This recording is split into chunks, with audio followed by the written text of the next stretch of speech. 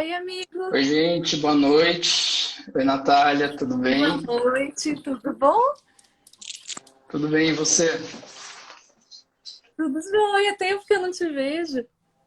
É Boa noite, quem tá verdade. entrando. Desde muito antes da pandemia aí, né? Pois é. E agora que a gente não vê mesmo, né? Todo mundo preso em casa. É, Não, foi até boa essa ideia pra gente conversar um pouquinho hoje, né? Pra gente matar a saudade aí. Pois é. Eu só tô vendo os amigos agora em live, vai entender, né? Tá trabalhando bastante aí em Campinas? Tô, graças a Deus, não posso reclamar. Né, aqui também. Principalmente Aqui não tá agora. tendo muita quarentena, não. Oi, É, gente. pessoal entrando aí. Quer se apresentar, Nath? Pra quem não te conhece aí, de quem segue meu perfil? Bem, gente, eu sou Natália, sou neurologista e neurofisiologista. Eu trabalho com sono e com epilepsia. E hoje eu tô aqui com o Ok para conversar com vocês sobre a relação de sono com peso, que é uma coisa que muita gente não para pensar, né? E que acaba sendo bem comum na nossa prática do dia a dia. É isso aí. Essa semana até tinha colocado um post lá, né, relacionando uma coisa com a outra, e aí a gente teve a ideia de fazer a live aprofundando um Uhum. pouquinho mais no assunto. A Natália já fez também um post sobre isso, né, já fez uns stories aí. Então hoje vamos abordar um pouquinho mais aí as causas, como melhorar as duas coisas juntas, como uma coisa está atrelada à outra. Eu tava até vendo um estudo hoje, né? A gente para dar uma olhadinha antes da live, mostrando também a questão do desempenho físico, né?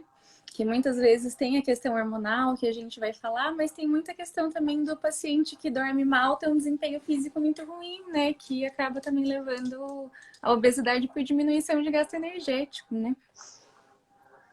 Sim, tem tudo a ver. Só vou ver um probleminha técnico aqui. Opa, foi. Beleza, e para quem não me conhece também, né, tem gente aí que só segue a Natália. Eu sou o Otávio, sou médico endocrinologista. Fiz minha formação em residência na Unicamp, atuo principalmente na área de obesidade, diabetes, também trabalho com performance. E é isso. Acho que a gente pode começar aí, né, Nath? Tem bastante gente. Sim, né? Você quer começar? Quer que eu comece? Você que sabe. Ah, eu acho que é legal a Bem, eu vou gente falar um pouquinho de lembrar. sono. É, Pode falar, começa então. bem, eu acho. Ah, então, eu acho que assim, a primeira coisa que a gente tem que lembrar é que o sono é um processo ativo. Então, muita gente tem essa imagem de que sono é um período de descanso para o cérebro, né? E na verdade não, é um período onde o seu cérebro vai estar tanto recebendo hormônios quanto produzindo hormônios, organizando suas memórias do dia e organizando seu metabolismo. Então é muito importante durante o sono essa função restaurativa. Então o sono ele não é uma coisa estável, não é um descanso. O sono ele é muito mais um período de recuperação. Então, hormônios relacionados a estresse, hormônios relacionados a crescimento, a fome, eles são produzidos prioritariamente durante a noite. Então, a gente precisa dormir para que isso funcione bem. E daí eu vou deixar você falar um pouquinho desses hormônios, que você com certeza sabe muito mais do que eu. É, isso é legal que você falou, Nath, porque o hormônio de crescimento a gente sabe que ele varia ao longo do dia, né? É um hormônio pulsátil e ele principalmente é secretado à noite e no período de sono. Então, se a pessoa está à Exato. noite acordada, ele não é secretado da mesma forma, do mesmo jeito se a pessoa dorme durante o dia, né? A gente tem o ciclo circadiano aí que ele é regulado pela luz solar e tal.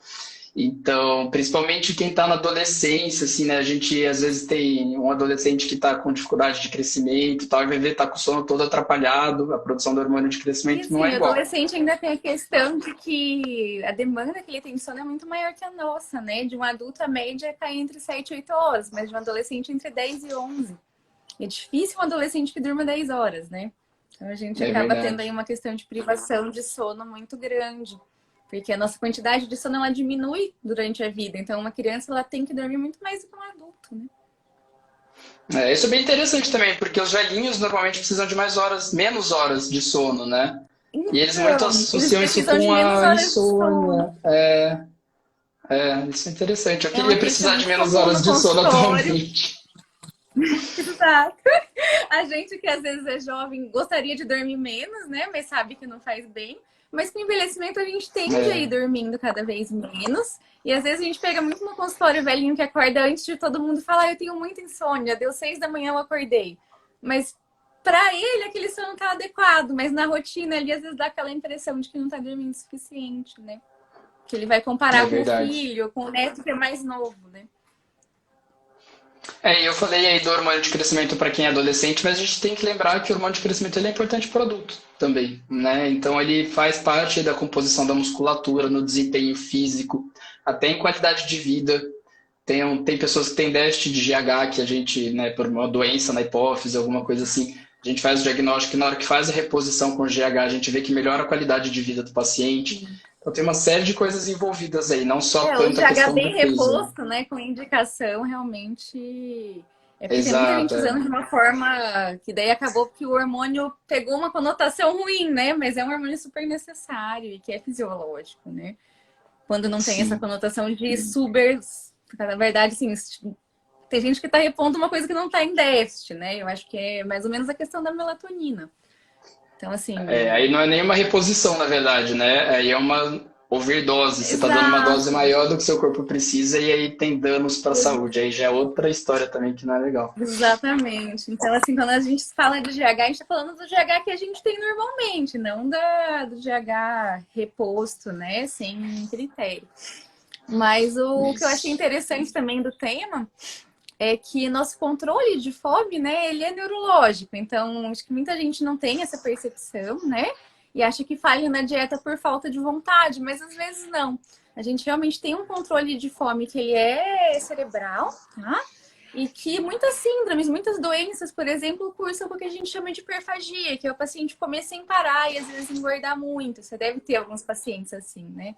A gente acaba pegando Prader-Willi, algumas crianças e até adultos que desenvolvem síndromes que têm assim, um comer compulsivo, sem controle, por desregulação hormonal, tá? Ou por lesão hipotalâmica. Então, esses hormônios que são produzidos pelas nossas células de gordura ou pelo nosso estômago, eles são interpretados, digamos assim, eles se ligam a um pedaço do cérebro, que é o nosso hipotálamo, que vai regular nossas funções, como temperatura, fome, nosso ciclo circadiano. Então, tudo isso está muito interligado no nosso corpo. Então, se você tem, por exemplo, uma obesidade, você já vai diminuir naturalmente os seus níveis hormonais, você também vai aumentar, às vezes, até a resistência, igual acontece com a insulina. E isso acaba gerando um ciclo. Então, você ganha peso e tende a cada vez ganhar mais peso, né? Você falou do hipotálamo, né? Isso é bem legal, porque as pessoas esquecem às vezes que a obesidade é uma doença. E não é uma Exato. doença só pelos riscos que ela traz pela saúde, é porque ela tem um mecanismo por trás, né? Não é só a pessoa não consegue comer menos porque ela não tem determinação ou porque ela não tem força de vontade. Não é, gente, né? A gente tem essa área do cérebro que chama hipotálamo, que ele regula a nossa fome e nossa saciedade, através de regulações hormonais mesmo. E então a gente tem dois hormônios principais que atuam lá no hipotálamo, né? Um é a grelina, que é o hormônio da fome, e tem a leptina, que é o hormônio da saciedade. No paciente que está obeso, toda aquela gordura, o tecido adiposo, né, que está ali no abdômen, ele produz algumas substâncias inflamatórias, e aí essas substâncias inflamatórias vão lá para o hipotálamo, que é essa parte aí do cérebro que controla essa parte aí da fome, da saciedade, e inflama, né? Então a gente sabe que o hipotálamo está inflamado nas pessoas obesas. E aí ela não tem a saciedade da mesma forma que ela Que deveria deveria ter, ter, né? né? E a fome é aumentada mais do que o normal. Então é importante a gente saber que tem esse mecanismo até para poder tratar isso, né? A gente tem que ver a obesidade como uma doença mesmo. Do mesmo jeito que a gente trata colesterol, Exato. diabetes, hipertensão, problema na tireoide, temos que É que tratar as a pessoas obesidade tendem também. a associar com falta de vontade, né? E que não é a realidade. A gente vê que é uma doença e que ninguém fica obeso porque quer, né? Assim, obviamente é uma questão difícil de tratar, que tem que ser tratado multidisciplinar.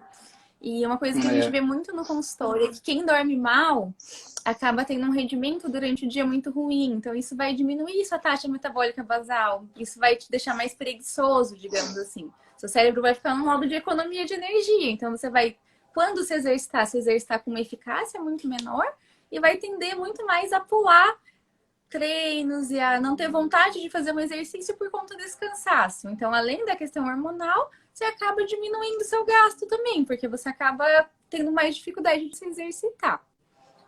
É uma coisa que é bem É bem isso, a interessante, eles atividade fizeram um física. estudo mais para trás, que com pessoas que trabalhavam em turnos. E quem trabalha à noite, acho que já deve ter tido experiência, ou quem foi a alguma festa, eu quero agora. É uma coisa bem gorda.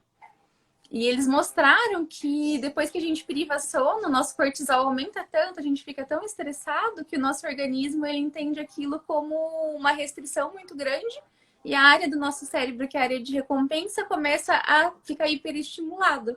Então, se a gente comer um chocolate, nunca vai estar o suficiente. É bem semelhante ao mecanismo do vício.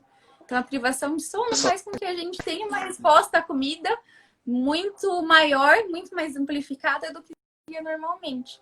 Porque o nosso organismo aquilo como você está sendo privado de sono, então você está num momento muito estressante, você tem que acumular gordura para conseguir passar por isso. E seu organismo não consegue diferenciar o cortisol do estresse de que você vai ter um período de seca, por exemplo, e um cortisol de um estresse que é só uma noite mal dormida. Então, assim, a sua resposta com a comida vai mudar muito. Então, você vai querer comer comida mais calórica, vai ter dificuldade de sentir aquela saciedade no fim da alimentação, porque você vai ter um ciclo de recompensa com aquilo. E daí você come, tem a recompensa e sente culpa. E isso vai gerando ainda mais esse ciclo. A gente tem que lembrar que é diferente a fome da vontade, né? E essa parte que você falou aí tem muita relação com a vontade também. As duas coisas aí são um gatilho Exato, a de gente perpetuar o ciclo, acaba né? tendo um gatilho de recompensa, né? E comendo meio que para aliviar esse estresse que esse cortisol alto por não ter dormido, né? Uhum. O Lucas comentou aqui que ele está chocado que a gordura sabota a sensação de saciedade, né? Tá, bota. É verdade. O nosso corpo sabota muito mais, na verdade. Por isso que o processo de emagrecimento é muito difícil, né? Sempre que a gente emagrece, a cada 1 quilo que a gente perde, nossa fome aumenta em 100 calorias. Isso já é um mecanismo de sabotamento. Conforme a gente vai emagrecendo, nossa taxa metabólica basal também vai diminuindo. Então a quantidade tem que ser cada vez progressivamente menor, né, de alimentos ingeridos e aumentar a atividade física para compensar todo esse mecanismo aí que vem lá dos nossos ancestrais da pré-história, aí, né, que o corpo queria armazenar O que a gente energia, vê de é que gordura. assim,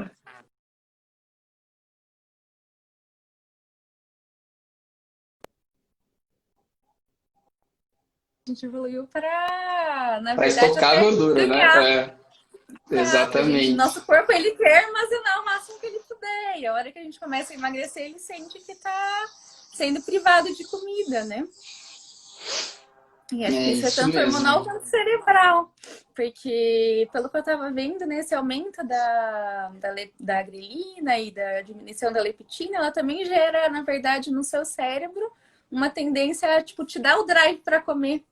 Então, isso vai gerando um ciclo ainda maior, né? Seu hipotálamo vai ficando mais resistente aos hormônios também, conforme isso vai aumentando. Então, quem tem uma certa É obesidade verdade. até produz mais, por exemplo, mas acaba não tendo a sensibilidade mais. E isso acaba É atrapalhando isso mesmo. bastante. É Sabe uma verdade. coisa que eu Gente, se acho vocês tiverem interessante? A perguntas e gente... quiserem mandar, pode ir mandando, tá bom? Senão a gente vai falando, às vezes Então não a gente fica sabe se falando está só nós dois interessante para aqui. vocês também, né? É. É.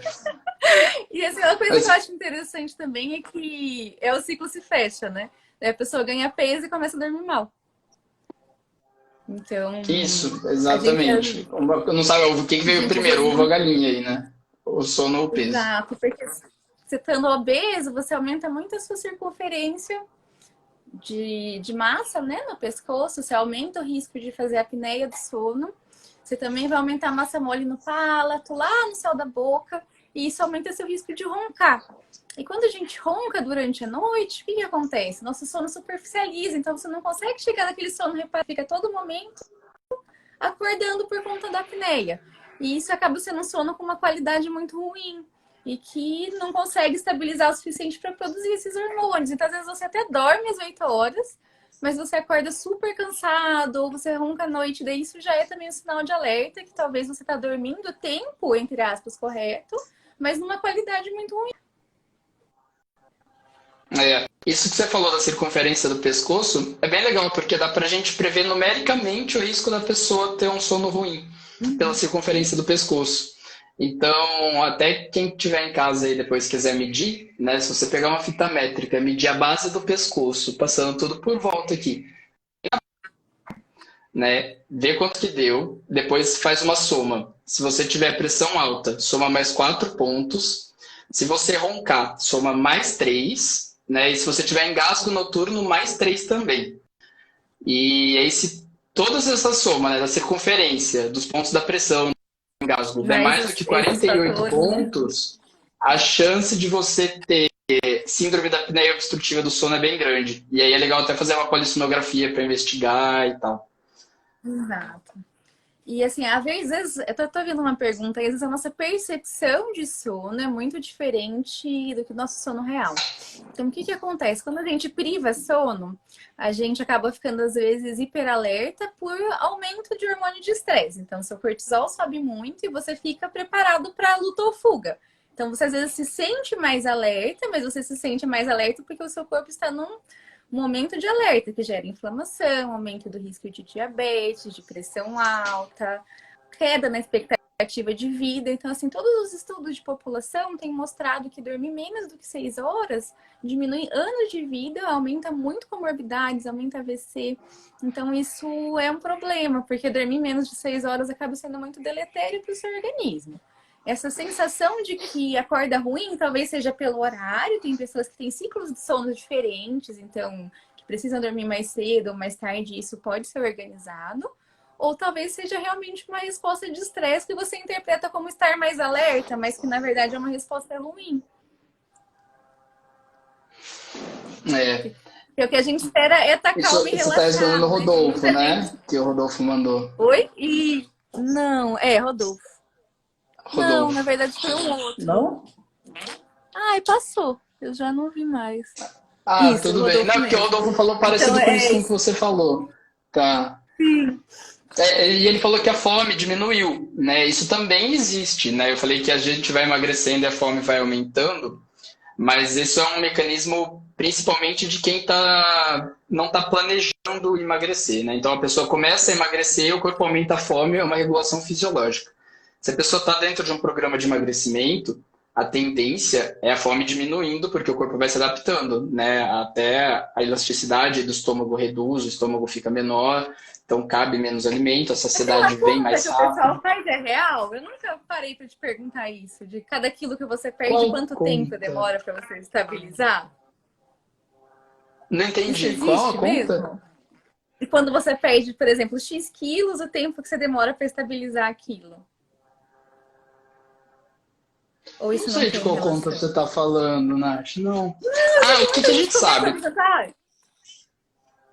Eu não sei se é essa que é a pergunta, mas, por exemplo, quando a gente emagrece, as nossas células de gordura, elas não morrem logo de cara, elas murcham, né? E elas demoram um período aí de 2 anos para elas realmente morrerem Era isso. e elas continuam lá.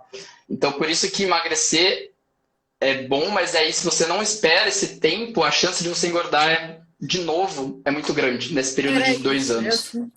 Passando essa fase de 2 anos, as células de gordura morrem, né? Elas sofrem apoptose, que é o nome disso, e daí a chance de engordar é menor. Por isso que esses 2 primeiros anos aí a gente ainda mantém o acompanhamento, que é a fase de manutenção, né? Que eu sempre falo, para não acontecer o tal do efeito sanfona, é muito comum, né? que E é assim, muito voltando para a comum. questão do sono. Nossa, eu também, eu vejo assim, pouco quilo que a gente perde, a tendência de ganhar vem assim, esse começo é muito importante, né? Alguém perguntou de regular o sono. Na Foi verdade, a tem várias Márcia, medidas para regular o sono. E a principal delas são medidas comportamentais. Então, assim, manter uma higiene do sono, ter um horário fixo para dormir, um horário fixo para levantar, não fazer outras coisas no quarto. Então, tirar a TV, tirar a tela depois de um certo horário. Essa luz azul, ela inibe muito a nossa produção de melatonina, o que é muito ruim, tá? E, assim, principalmente esses hábitos de ter um horário da noite e que vai ajudando você a dormir. Quem é muito vespertino, quem dorme muito tarde, às vezes fazer exercício no fim do dia também piora isso. Então, assim, os pacientes que eu tenho que têm muita dificuldade de dormir cedo, geralmente a gente pede para fazer exercício mais de manhã. Porque fazer o exercício à noite, para quem já tem essa dificuldade, também pode acabar piorando a qualidade do sono. E ter o hábito de fazer atividade física ajuda a ter mais sono à noite também, né? Se você pratica alguma coisa de manhã e tal, o corpo sente mais cansaço à noite, e isso pode ajudar também. Nosso sono, ele é regulado por uma substância que chama adenosina, né? Que é uma substância que ela vai sendo liberada durante o dia. Quanto mais a gente cansa durante o dia, tanto mentalmente quanto fisicamente, mais sono a gente vai ter à noite. Então pode ver, por exemplo, você teve um dia muito cansativo no trabalho, você chega em casa já cansado, já querendo dormir, que você liberou mais adenosina. O café, por exemplo, o que ele faz é ir lá e bloquear esse receptor da adenosina. Então você acaba sentindo um pouquinho menos de cansaço. Isso é uma coisa transitória. Então, assim, evitar café à noite, evitar estimulante à noite, evitar tela à noite, tirar a televisão do quarto, ter horários sagrados para dormir, o que inclui o fim de semana. Tudo isso ajuda muito a estabelecer um padrão de sono. Eu tô tentando colocar limite para 11 horas da noite na minha tela. Tá Olha, difícil. eu Eu fiz comecei 10 e essa meia. semana, Nath. Eu, eu ligo a luinha e eu simplesmente não atendo mais ninguém, não olho mais tela. Eu tinha muito costume de ficar lendo no iPad, daí eu ficava na cama lendo no iPad, daí que não dormia mesmo, né? Com aquela luz branca na cara. Daí agora eu tô lendo ou no livro ou no Kindle para tentar tirar essa tela da noite, porque piora muito para quem tem dificuldade de dormir, né? E eu me incluo A minha nisso. já deixo naquele modo mais amarelinho lá também, sabe? Que Ajuda, viu? modo noturno, acho que chama, né? Uhum. Também já ajuda. Ajuda bastante. Tomar café ajuda, Nath, de dia, aí tem um sono melhor? Você sabe se tem alguma relação? Na verdade, não. O café ele vai diminuir sua ligação da adenosina, então ele vai reduzir seu sono, na verdade. Mas ele tem um tempo de meia-vida, então se você tomar de manhã até de noite, isso não vai te atrapalhar tanto. A questão é tomar café depois das 4 da tarde, daí já pode ser um problema. A sensibilidade ao café, essa tolerância é individual. Eu vou ser sincera que eu, por exemplo, não vejo muita diferença. Então, se eu sair à noite, por exemplo, tomar um café, eu consigo dormir, para mim não faz muita diferença. Mas tem gente que às vezes toma um café na hora do almoço e fica ligado a tarde toda, né? Então, isso é Uhum. individual, porque depende de como seu receptor vai se comportar. Mas à noite a gente não recomenda muito. Eu lembro da época das academias, né? Enquanto elas estavam abertas e tal. Eu sempre tive o hábito de tomar cafeína antes do treino, que é uma coisa que melhora bastante a performance, melhora a carga e tal. E normalmente eu treinava mais cedo. Teve um dia que eu que fui treinar à noite, nem me liguei que o café ia atrapalhar meu sono. Tomei, tipo, 9 horas da noite, cafeína. Meu Deus. E quem disse que eu Então, dormi à daí até o noite? sono, né? Eu nem me Esses associei que era pré-treinos, cafeína, sim, assim, sabe? Foi muito doido. dá muita Depois que eu me diferença. toquei que tinha sido da cafeína. Então, treinar à noite pode causar insônia em algumas pessoas, tá? E isso depende muito do ciclo de sono de cada um. A gente tem na verdade, assim, vários ciclos, né? Mas a gente tem as pessoas que são mais vespertinas, ou seja, que gostam de dormir, que tem um ciclo que é mais dormir mais tarde, acordar mais tarde, e as pessoas que são mais matutinas. Para quem é muito matutino, isso não vai atrapalhar muito, porque a pressão de sono à noite é muito alta, então ela vai acabar dormindo fazendo no exercício. Mas para quem já tem uma tendência a dormir mais tarde, já tem uma fase mais atrasada de sono, esse exercício pode sim aumentar os seus níveis hormonais, aumentar a sua temperatura, e isso pode levar horas para cair. Então, isso pode piorar seu sono. Então, se você já tem alguma dificuldade de iniciar o sono, o ideal é que faça exercício de manhã ou no máximo à tarde, mas não à noite antes de dormir. Nath, a gente falou bastante aí das medidas comportamentais que ajudam, né? O Rodolfo aqui está perguntando de tratamento mesmo para regular o sono, né? Talvez acho que medicamentoso ele quer saber, além da parte aí comportamental que a gente falou. Então, na verdade, quando a gente analisa sono, insônia é um sintoma, não é uma doença, né?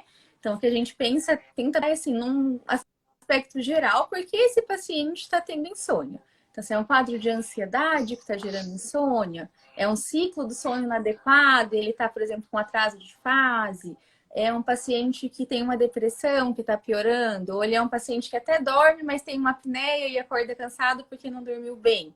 Então, o tratamento depende da causa. Assim, se você está deprimido ou ansioso, está dormindo mal porque deita e fica passando um monte de coisa na cabeça, geralmente a gente indica terapia comportamental e, em alguns casos mais graves, medicação. Se você tem um ciclo de sono que é diferente desse ciclo que é a rotina habitual, por exemplo, eu sou vespertina. Então, eu nas férias, eu durmo às 3 da manhã, acordo às 11, para mim isso é um horário maravilhoso. Mas isso não é, né, a vida normal que a gente leva no dia a dia. Tem que acordar às 5h30 para ir trabalhar. Então, isso às vezes, por exemplo, se eu saio da minha rotina de sono, eu tenho dificuldade de pegar no sono. E daí isso é por um ciclo que está inadequado. A gente consegue regular isso com comportamento e com melatonina. Mas melatonina, para quem tem insônia por ansiedade, por exemplo, já não vai funcionar bem. Então, a gente tenta sempre tratar a causa, o que está levando aquele paciente a dormir mal, e não a insônia em si. É legal, a gente tem que sempre ter em mente isso, né? Que tem várias causas mesmo, e dependendo da causa, a gente tem que tratar Vai ser o adequadamente, né? Não tenta tapar o sol tratamento. com a peneira aí, né? O que eu tenho pegado muito no consultório é insônias que, na verdade, não são insônias. Então, é paciente que tem um ciclo de sono com horário ruim, principalmente pessoa muito vespertina, e que daí não consegue dormir cedo, então vai dormir lá pelas 2 ou 3 da manhã, mas ela é obrigada a acordar cedo, por conta de compromisso de trabalho, de estudo. E daí esse sono fica sempre muito curto. E daí ela se queixa de insônia, mas na verdade é uma fase de sono atrasado. Quando chega, por exemplo, no fim de semana, ela dorme às 3, acorda às 11 e fica bem. Então, daí o que a gente tem que fazer é tentar mudar esse ciclo para o sono vir antes. Isso a gente consegue muito bem com a melatonina.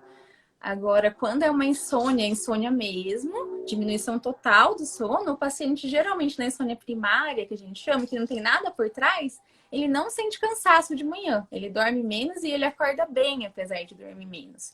E daí, às vezes requer assim, um tratamento medicamentoso mais pesado. Mas assim, a maioria dos casos, quase 80% dos casos que a gente pega, essa insônia, que é a queixa que vem com o paciente, tem alguma outra coisa por trás. A insônia primária, ela já é bem mais rara e tem um componente mais genético. Tem muita gente também que tem medo de usar essas medicações achando que vai causar dependência, que depois não vai mais conseguir dormir sem usar a medicação. Então, algumas medicações causam dependência, tá? Que são os benzodiazepínicos, que é o Rivotril, o Alprazolam, aquelas que vêm numa receitinha azul, que acho que muito paciente vai conhecer. Essas a gente nem costuma usar hoje em dia, a gente tem muita opção que não causa dependência, como o Zolpidem, a melatonina. E, na verdade, qualquer tratamento para o sono, o pilar de tratamento não é o remédio, é a educação. Então, é uma higiene do sono adequada, é você aprender quais são os seus gatilhos, qual a rotina que você precisa adotar para dormir bem.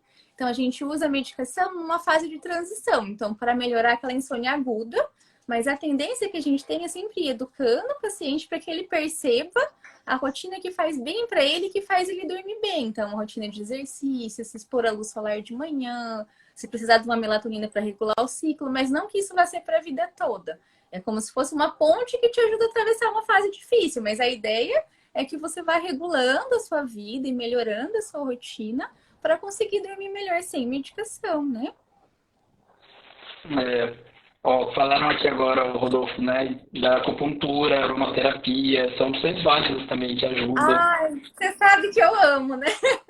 Rodolfo faz minha acupuntura. Eu faço há bastante tempo já. Eu tinha uma enxaqueca chata, assim, eu não tinha tanta frequência de crise, mas eu tinha umas dores muito ruins. E eu, pelo menos, regulei e fiquei super bem com a acupuntura. Para sono, a gente ainda tem poucos estudos grandes, sabe? A gente tem mais estudo para dor, mas tem alguns estudos bem promissores, mostrando melhora de controle de estresse, que deve melhorar o sono de uma forma secundária, né? Tá tendo alguns estudos bem legais de controle de estresse. Ai, bacana. E a Elise que está comentando também da meditação, né, que ajuda a dormir É, melhor. Isso realmente é bem legal, esses exercícios de sim. relaxamento. Eles Na ajudam verdade, até assim, na parte da ansiedade, né? na verdade, eles fizeram um estudo que eu achei super legal com meditação. Eles pegaram pessoas que meditam há muito tempo e pessoas que nunca meditaram. E fizeram uma ressonância funcional, que mostra como o nosso cérebro está se comportando. E quem tem um hábito de meditar tem uma resposta ao estresse muito menor e a área ligada ao estresse do cérebro, ela é mais desenvolvida. Então, provavelmente, essas pessoas aprenderam a lidar melhor com esses estímulos e isso muda a estrutura do nosso cérebro. Então, muda a nossa reação com ansiedade, melhora a nossa longevidade, diminui o risco de hipertensão. Então, a meditação, ela pode ser bem difícil de começar, mas se você conseguir começar e manter, é uma coisa que melhora demais a qualidade de vida. Não só do É sono, uma como coisa a que eu tenho qualidade que de vida no começar. geral Preciso mesmo. tentar de novo, Nath. É difícil de Eu começar vou te mesmo. explicar. O começo é sempre muito difícil, Principalmente mas para quem é o que mais eu, assim, tenho ansioso, né? sempre... Mais agitado. É, E é quem mais precisa, né? E o que eu tenho visto, assim, exatamente. eu comecei a meditar em 2015, então já vai fazer 5 anos. E no começo, às vezes, fazer uma meditação guiada ajuda bastante, porque você tem um input, né? Assim, um feedback ali do que é para você fazer. Então, às vezes, começar com a meditação guiada e depois ir tirando, sabe? Porque nesse começo, às vezes, ficar completamente sentado e imóvel pode ser bem desafiador para algumas pessoas e a meditação guiada ajuda a passar essa fase, né? Até acostumar. É, e com o aplicativo hoje ficou Eu fácil também. também, né? Você deixa o celular falando ali do lado e vai meditando, vai fazendo as Vai técnicas. meditando. Tem É O uma coisa Calme que eu tem umas descobri na. meditações bem legais. Como Oi? chama? Calme?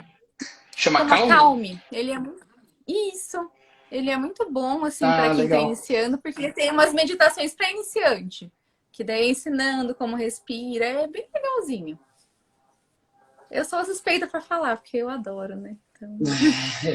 Mas eu É, o acho que que eu cheguei mais próximo melhora assim muito. agora foi o yoga, né? Que eu também já tinha tentado no passado, não tinha gostado, porque eu sou bem acelerado, né? E aí eu achei muito devagar. Mas daí agora na pandemia eu achei super legal o yoga, porque ele trabalha muito essa parte de respiração também. E é uma atividade física, então juntou Na as duas coisas verdade, assim, né? a yoga tem mostrado assim em estudos um comportamento muito semelhante com o da meditação, porque a questão é você fazer esses exercícios de corpo e mente, então acaba sendo meio que uma meditação em movimento, sabe? E tem É, yogas acaba que são sendo. E mais... aí tem várias Mas assim, vertentes, tem né? diversas escolas. Tem várias vertentes. Tem até meditação andando. Então, assim, tem as vertentes que para quem é Ah, mais é? agitado. Tem. Essa eu nunca fiz, mas eu sei que existe. Vou procurar para te mandar. Então, assim, Ah, que não legal. necessariamente você tem que estar imóvel. A questão é a atenção plena e o controle de respiração. Que é isso que vai dar o benefício, Entendi. né, no final. Eu tenho um certo problema, que assim, se eu fico muito tempo de olho fechado, muito tempo eu falo 30 segundos, eu durmo. Então, todas as vezes que eu tentei com o aplicativo, eu durmo no meio da meditação, não dá certo. Então, Então, tenho que amigo, bolar isso alguma outra é. estratégia. Então, na verdade, isso é um sinal de alerta. Porque assim, se você tem uma É um sinal latência de de alerta, sono né? menor que 3 minutos, é porque provavelmente você está muito privado de sono. Então, assim, quem deita e dorme, você precisa falar, nossa, eu caio, já caio dormindo. Então é um sinal que você deve estar Não muito é privado 30 de sono, segundos precisa mesmo, dormir Nath, eu não padrão. passo disso.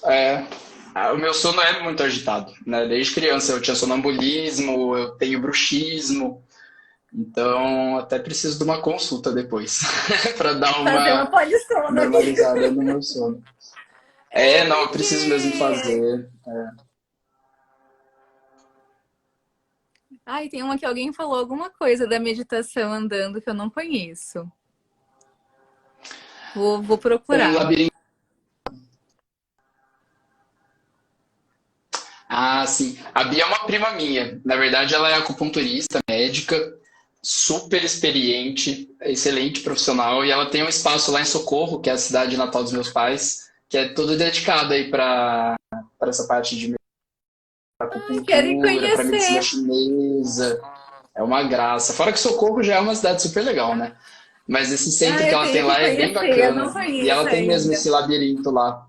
Eu só não sabia que o labirinto era para meditação andando. Eu não sabia qual que era a ideia. Não, esse eu nunca tinha ouvido falar também. Essa foi nova. Mas eu É vou Projeto procurar saber, Mandala fiquei que chama. interessada. É bem legal.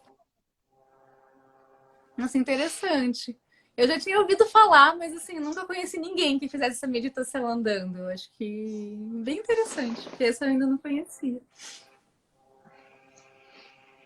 É. E tem o Tai Chi, que o Rodolfo falou aí também, que é outra atividade física que trabalha aí com a É, respiração, com percepção corporal. o Tai Chi exige uma concentração e tanto, né? Eu acho que para quem é mais ansioso, talvez seja um pouquinho mais complicado que o yoga. E assim, para mim passa também um pouco da minha capacidade de, de ficar imóvel, porque é muito contido, né, os movimentos, mas deve fazer bem para quem consegue manter. Mas eu não conheço, assim, eu praticamente nunca tentei. Isso, Projeto Mandala, na cidade de Ah, Socorro, eu vou, interior de vou São Paulo. procurar saber. Já fiz a propaganda aqui, mas é porque é bem legal. Pois é. Gente, eu sou muito sem foco, então vocês vão falando e eu vou perder completamente o foco da live. Então, se tiver alguma dúvida. É verdade, a gente falou de quase tudo aí, né, Nath, que a gente tinha se programado para falar. É, É que o público muda, né? Então o pessoal vai entrando, vai saindo. Se alguém tiver alguma dúvida aí exato. relacionada a sono, Começou falando emagrecimento, de a gente está aí sono. disponível. Foi. Então, o Rodolfo aqui falando que para Vamos ele foi parar mais na. fácil adaptar com o Tai Chi. Acho que isso é muito individual, né? Acho que a gente tem que ir tentando até achar uma É, prática a que atividade goste. Porque física é uma coisa exercício bem físico é uma individual. coisa que. Porque eu, por exemplo, eu amo E se a gente correr, faz mas tem exercícios que a coisas gente que. gosta, vai muito mais, né? É. Porque se fazer uma coisa obrigada é horrível. E você não consegue Exato, isso manter é uma parte depois, bem né? Assim, o importante, importante é porque às fazer vezes. gostando. Exato, porque aí tá lá no consultório o paciente vai para emagrecer, né? E sem atividade física emagrecer é muito difícil. E eu sempre falo para procurar a Uhum. mesma atividade física prazerosa, porque a atividade física não é para você fazer enquanto você está emagrecendo. Se você parar depois, o seu peso vai voltar, né? Então Vai é voltar criar o tudo. hábito mesmo de fazer sempre. Então você tem que procurar alguma coisa que você vai conseguir manter. Não adianta você ficar se torturando na esteira se você odeia fazer esteira. Vai correr ao ar Não vai. livre, né? Procura uma dança. Tem tanta opção de atividade física na piscina, com bola, sem bola, qualquer Alguma coisa, coisa a né? pessoa vai se identificar, né? Assim, talvez não seja uma coisa mais tradicional, mas é alguma coisa que para ela vai dar certo, né? E assim, tem umas coisas tão Sim, diferentes. Eu tenho uma eu tenho uma paciente que amiga que faz faz circo. bambolê, ela adora, circo também. Eu tenho uma amiga que faz circo. E, gente, assim, é super diferente, queima um monte de caloria e tem essa opção, é o que não falta, né? É E eu verdade. acho que é isso que, assim, é o que a gente mais tem que falar de educação é por isso, porque, assim, a rotina que a gente tem é o que vai determinar a nossa saúde no futuro. Então, nosso peso, nossa qualidade de sono, é isso que vai fazer a gente envelhecer com saúde. Então, assim, diminuir nosso risco de ter Alzheimer, de ter um AVC, de ter diabetes, de ter um monte de coisa lá na frente. E isso é um processo de autoconhecimento. Então, assim, cada paciente é um. A gente dá orientações gerais, mas é a pessoa que vai ver como aquilo vai se encaixar na rotina dela. Então, assim, eu tenho pacientes que são vespertinos extremos e que simplesmente trabalham com coisas que eles podem dormir das 3 ao meio-dia. E para eles isso foi uma solução. E tem gente que não, que vai ter que se adequar àquele horário do trabalho. Então, isso é o próprio paciente que vai descobrindo o que vai funcionar para ele. E dormir emagrece, sim, porque dormir diminui sua fome, diminui o tempo que você está acordado para comer. Quem É, se dorme você não estiver dormindo, come. só não vai comer.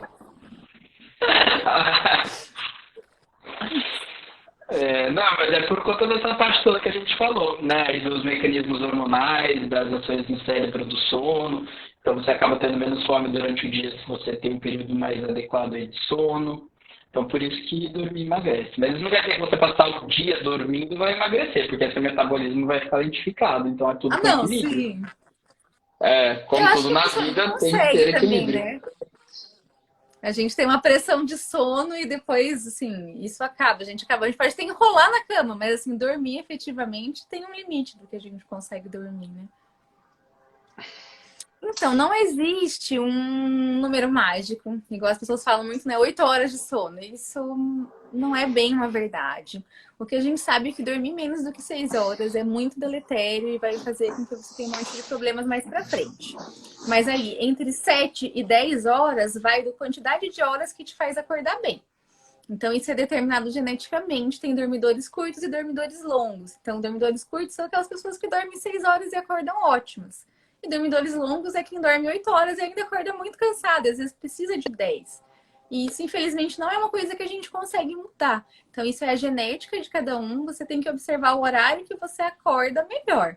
Então, assim, dormir a quantidade de horas que te faz acordar bem, tá?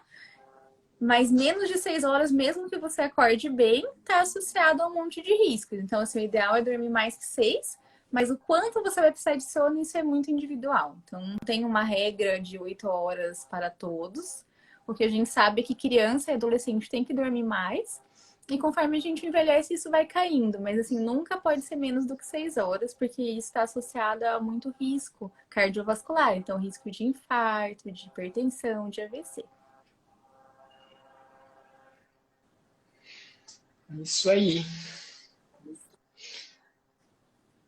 Que mais, gente? Falando bastante. Fiquei até com a boca seca. Vou beber mais água. A gente é muito endócrino, né? Tá com a aguinha lá do lado. Eu tô num processo de me hidratar melhor também. Eu tô passando por várias mudanças na quarentena e a hidratação é uma das metas também.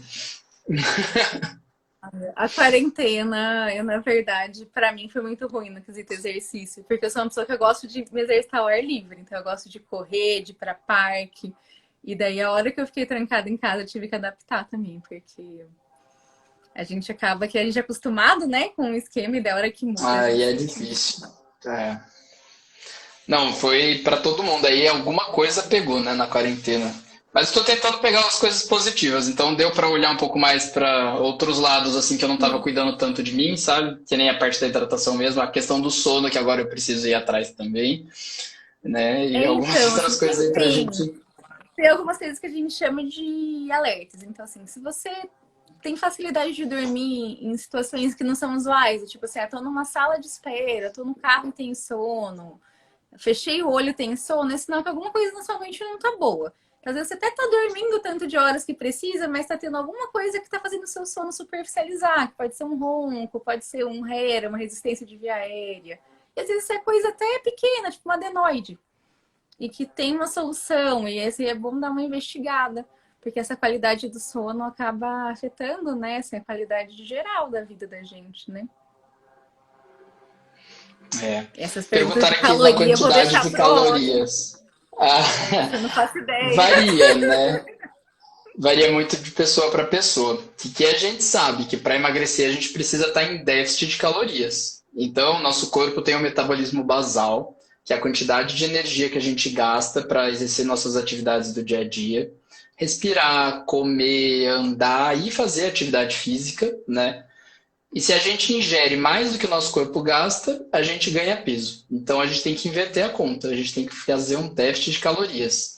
E aí, dependendo da idade, do sexo, do peso, da altura, uma série de fatores aí da composição corporal, a gente consegue até calcular a quantidade de calorias que a pessoa gasta por dia, né? Uma estimativa, na verdade. E aí, com base nisso, a gente consegue ter uma ideia mais ou menos de quanto a pessoa precisaria comer para emagrecer.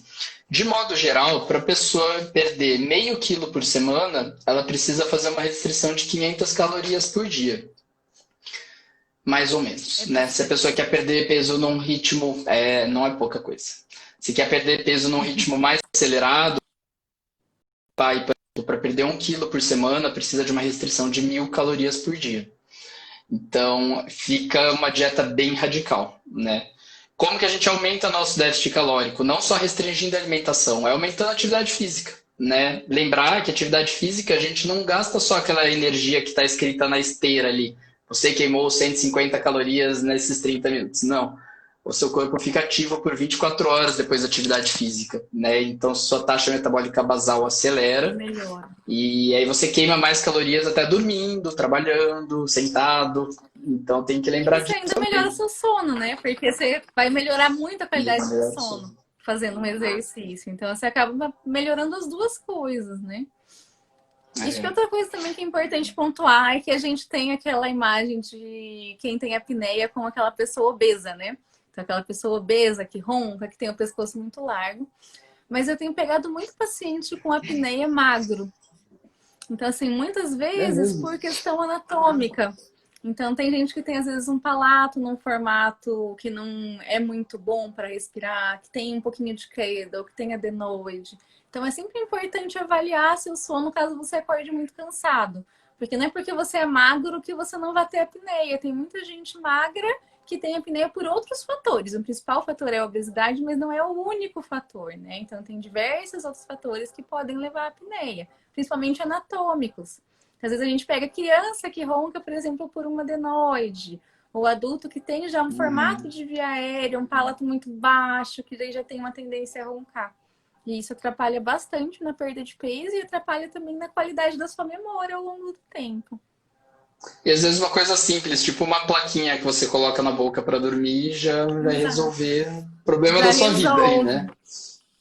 É, Porque assim, você dorme mal, você acorda irritado, você passa o dia cansado. Então, assim, sua qualidade de vida como um todo acaba sendo ruim. Então, você não rende para fazer exercício, você ganha peso. E isso é um ciclo. Então, assim, melhorar seu sono às vezes te faz melhorar vários outros aspectos que você não tinha nem pensado, né? com certeza. Tomar muita água faz mal? Depende do tanto de Olha, água que a pessoa essa tomar. eu acredito que 2 copos não. Se você não tiver que acordar à noite para ir no banheiro, é sem problemas, né? É, só pode, assim, tomar água ok, né? Se você tomar uns 3 litros por dia, só tem algumas pessoas que têm doenças que a gente chama de potomania, que a pessoa tem uma compulsão por beber água e aquilo lá pode causar alguns distúrbios de sódio e tal. Então, toma cuidado com isso, né? E Não, muita mas aí é sede muita pode indicar água. alguma doença por trás.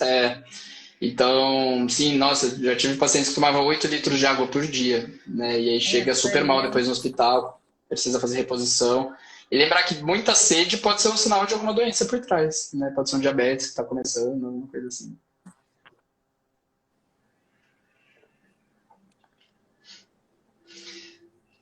É isso, Nath.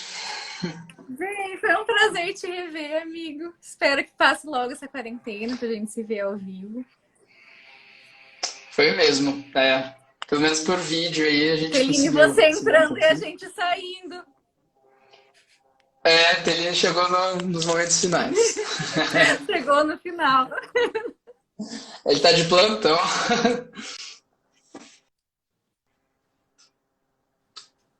Bem, gente, foi um prazer.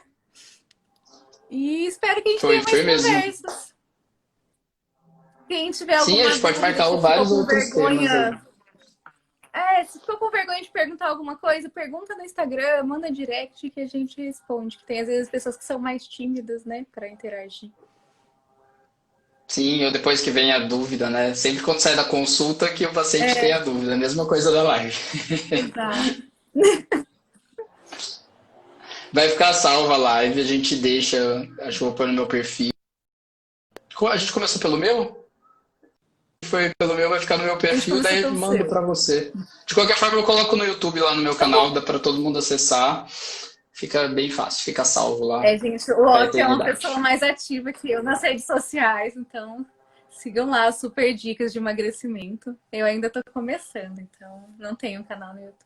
Se Ah, mas alguém já quiser começou alguma com tudo. informação, eu Sua mandar página é direct ótima. mesmo. Bem, Legal, gente, muito gente. obrigada. Bom fim de semana para todo mundo. Beijo, Nath. Bom fim de semana aí, pessoal. Boa Beijo. noite. Tchau, tchau, amigo. Tchau, tchau.